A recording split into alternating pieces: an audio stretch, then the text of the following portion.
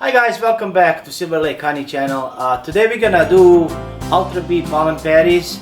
In my previous videos I showed you how I make winter patties and spring patties. Ultra Bee patties we add when we start feeding sugar syrup. So winter and spring patties we only add in emergency or like as insurance situation. We check beehives, and if they're a little light in stores, we put the patties on top of the brood nest.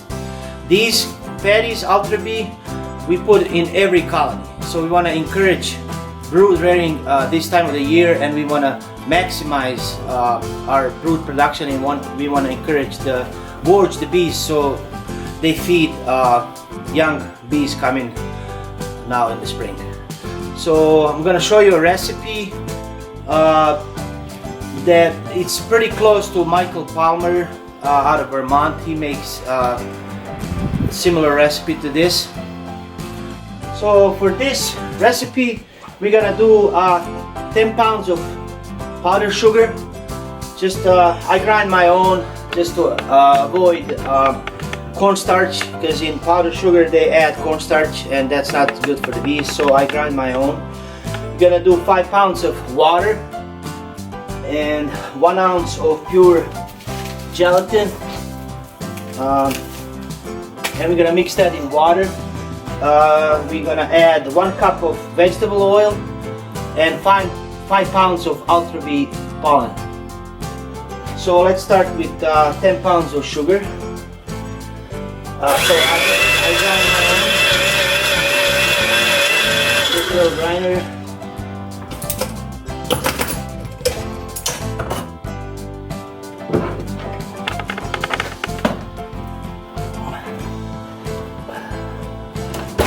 So that's 10 pounds of sugar.